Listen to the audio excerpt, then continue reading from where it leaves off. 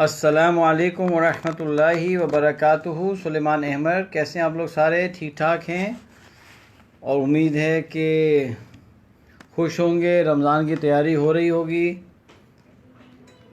ठीक है। चलें हम फ़ौरन चलते हैं अपने टॉपिक की तरफ। बात चल रही थी नायला की, जो कि मासूम शाह की बेटी हैं, और उनके अंदर हम कुछ कैरेक्टर ट्रेस डेवलप करना चाहते हैं। पहले हमने ये कहा था कि हम तक़वा डेवलप करेंगे, उसकी पूरी स्ट्रैटेजी कल हमने आपके सामने रखी थी, तो उसके ऊपर काम होगा तो इंशाल्लाह तक़वा बच्ची के अंदर डेवलप होना शुरू हो जाएगा। अब 3 और कैरेक्टर ट्रेट्स हैं जो हम डेवलप करना चाह रहे थे। एक तो था इंटेग्रिटी, डिसिप्लिन और कंपैशन।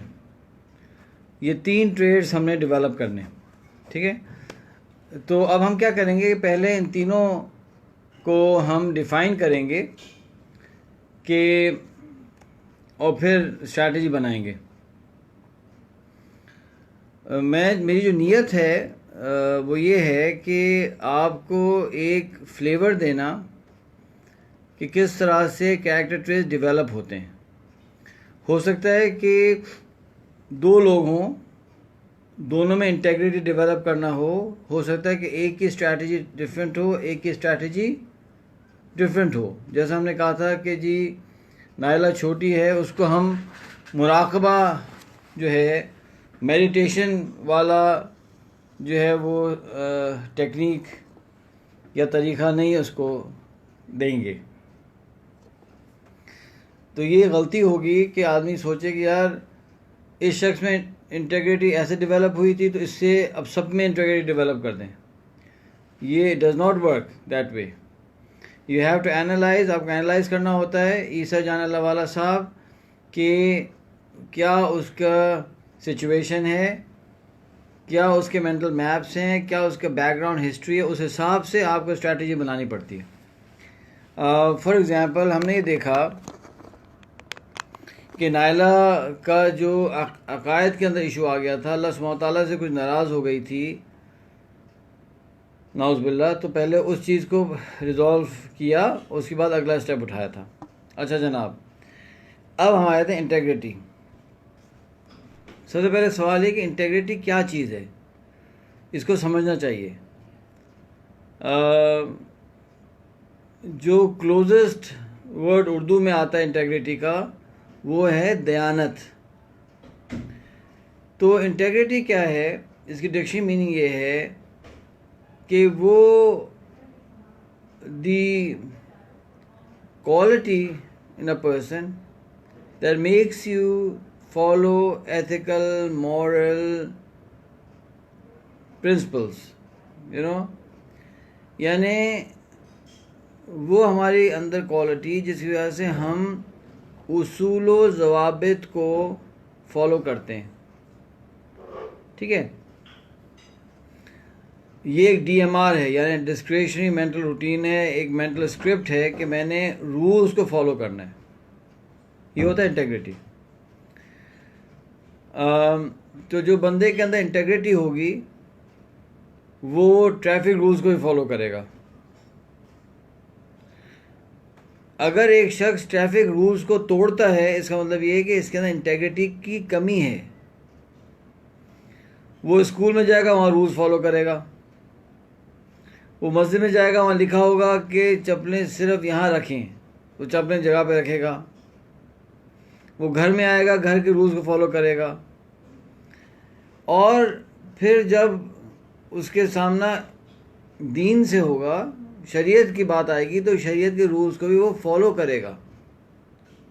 इसको कहते हैं इंटेग्रिटी। अगर एक आदमी के अंदर इंटेग्रिटी की कमी है तो वो रूल्स को तोड़ेगा, वो हुकूमत के उसूलों को भी तोड़ेगा, वो घर में वाले साहब के उसूल को भी तोड़ेगा, वो शौहर बेगम ने कोई उसूल बनाया उसको तोड़ेगा, बीवी शौहर के उसूल को तोड़ेगी। और यही वो शख्स है जो कि अल्लाह सुब्हानहू तआला के भी रूल्स को तोड़ेगा। अब ये जो और कौमें हैं, गैर मुस्लिम कौमें हैं, तो इन्होंने क्या किया, खामियां भी हैं खूबियां भी हैं। खूबियाँ ये हैं कि इन्होंने पूरी कोशिश की है कि बचपन से अपने बच्चों में, सारी कौमें नहीं, कुछ इंटेग्रिटी डेवलप की जाए, रूल्स को फॉलो करना सिखाया जाए। और जो मेरा एक्सपीरियंस है, तो उसमें जो कौम वाकई टॉप पर है ना, वो जापानीज़ हैं। Following rules. मेरा एक स्टूडेंट था लम्स का, वो चला गया जापान 1 साल के लिए एक्सचेंज प्रोग्राम में।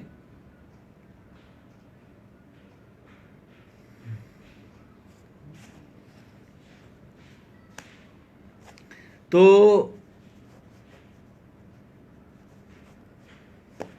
उसने क्या किया कि वीकेंड्स में और स्टूडेंट जो थे वो रिलैक्स करते थे, आउटिंग करते थे, जो कुछ करते थे, ये वीकेंड में जाता था और ये जाकर ये जापानीज़ स्कूलिंग सिस्टम को स्टडी करता था, स्कूल्स को विज़िट करता था, अच्छा खासा मटेरियल इसने जमा किया। तो उसने कहा कि वहाँ जो स्कूलिंग का जो एम्फेसिस है ना, वो इंटेग्रिटी पे है, डिसिप्लिन के ऊपर है, वो मैनर्स के ऊपर है। यानी बाकी उनके स्कूलिंग सिस्टम के जो अर्ली ईयर्स हैं वो बेसिकली तरबियत के ऊपर हैं। उसने कहा कि सबसे पहले बच्चों को सिखाते हैं कि जी सॉरी कहना, आई एम सॉरी, सॉरी कहना सिखाते हैं। फिर उन्हें बच्चों को लेके जाते हैं, उन्हें ट्रैफिक रूल सिखाते हैं, लाइन में खड़ा होना सिखाते हैं, लाइन से खड़े होकर खाना सिखाते हैं। खाना जो है, जो स्कूलों में दिया जाता है, वो एक मेजर्ड क्वांटिटी दी जाती है। यानी उन्हें ये सिखाया जाता है कि आपने एक मेजर्ड क्वांटिटी में खाना खाना है, आपने ज़्यादा नहीं खाना। इतनी ज़बरदस्त उनके अंदर वो इंग्रेन करते हैं। फिर सिस्टम ऐसा बनाया हुआ है, बस का सिस्टम, ट्रेन का सिस्टम, एवरीथिंग क्लॉक्ड, रूल्स। यानी कुछ दिन पहले एक जापानीज ट्रेन 25 सेकंड्स पहले निकल गई। इतना हंगामा हुआ है कि न्यूज़पेपर्स में आ गया, और जो ट्रेन के जो यानी वो कंपनी के सीईओ को आके पब्लिक अपॉलोजी देनी पड़ी। अच्छा, उस 25 सेकंड निकलने में एक पैसेंजर की ट्रेन मिस हुई, उसे पब्लिक अपॉलोजी, पर्सनल अपॉलोजी। कैसे हो गया? 25 सेकंड पहले कैसे निकल गई ट्रेन? क्योंकि एक रूल है ना, उस रूल को फॉलो करना है। वहाँ ट्रेन्स की टाइमिंग ये नहीं होती 8 बजे ट्रेन पहुँचेगी खैबर मेल, अब वो पहुँच रही है जनाब 10:15 बजे, 10:30 बजे, 11 बजे।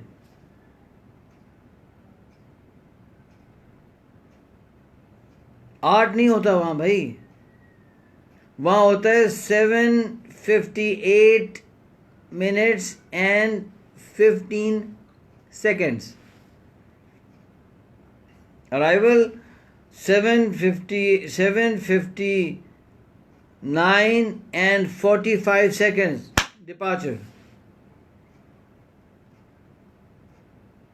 उन्होंने जो मेरी स्टडी है, उन्होंने क्या किया है कि अपनी पूरी सोसाइटी को इस तरह से गेयर अप किया है कि वहाँ का बच्चा बड़ा होता है, वो इंटेग्रिटी गेन करता हुआ जा रहा होता है। उन्होंने तरबियत की अपने लोगों की इस तरह से। वो सेकंड्स को मेजर कर रहे हैं, हमारे पास घंटों का, दिनों का हिसाब नहीं है यार। कोई रीज़न है जापान ऐसे दुनिया पे छाया हुआ है? कोई रीज़न है? वो तो इनकी ट्रीटी हुई हुई यूएस के साथ और सारा हंगामा खड़ा हुआ है, वरना तो अगर इनको छोड़ दें with in 10 years Japan will be A super power.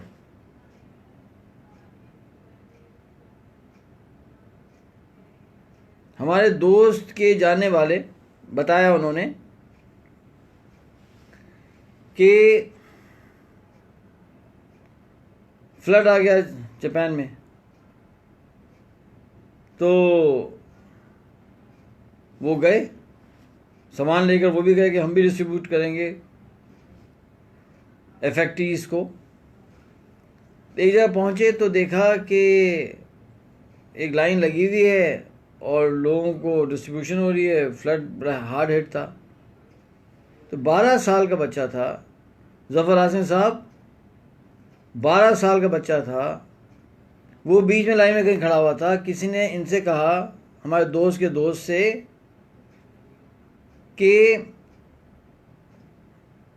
ये जो बच्चा है इसके सामने इसके वालिदैन और बहन भाई सारी फैमिली बह गई है पानी में, ये अकेला बचा हुआ है। तो